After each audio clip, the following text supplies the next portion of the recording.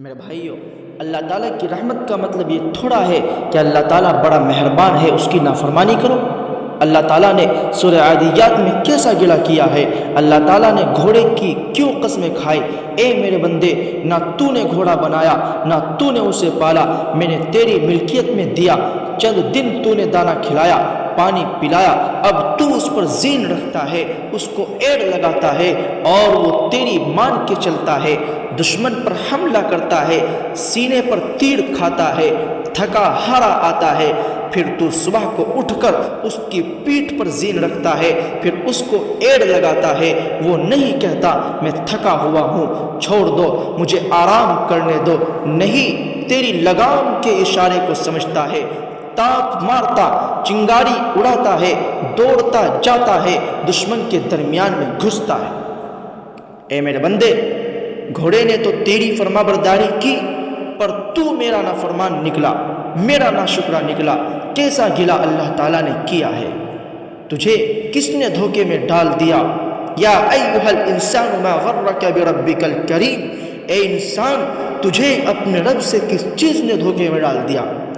مجھ سے جس کی رحمت کی انتہا نہیں، پوری دنیا مل جائے تو اتنے گناہ نہیں کر سکتی کہ زمین بھر جائے، آسمان اور خلا بھر جائے، پوری دنیا مل جائے تو اتنے سنگین گناہ نہیں کر سکتی، لیکن اس کی رحمت پہ قربان جائیے، وہ تمام کی تمام گناہوں کو، تمام کے تمام سنگین جرائم کو اللہ تبارک و تعالیٰ معاف فرما دیتے ہیں۔ وہ آسمانوں کا بادشاہ، زمین کا بھی بادشاہ، آسمان اس کا، جو کچھ آسمان میں وہ بھی اس کا، زمین میں جو کچھ وہ بھی اس کا، جو کچھ زمین میں ہے وہ بھی اس کا، اور جو کچھ اس کے درمیان ہے۔ ہم آہستہ بولے یا اونچی بات کو بھی سنتا ہے، نیچی بات کو بھی سنتا ہے۔ وہ اکیلا اللہ بادشاہ ہے، شریک اس کا کوئی نہیں۔ زمین پر اس کا قبضہ، آسمان پر اس کا قبضہ۔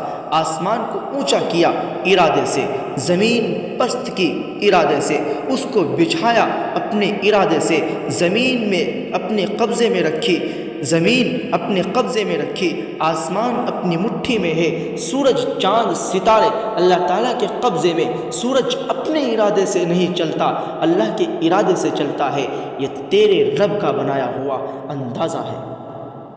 چاند کی منزلیں میں نے طے کی، وہ ایک ٹیڑھی شاخ بن جاتا ہے، دن کو لمبا کر دیتا ہے۔ سورج کی گرمی پر اللہ تعالیٰ کا قبضہ ہے، چاند میں ٹھنڈک رکھ دی اور سورج میں گرمی رکھ دی، نہ اس کی روشنی ذاتی۔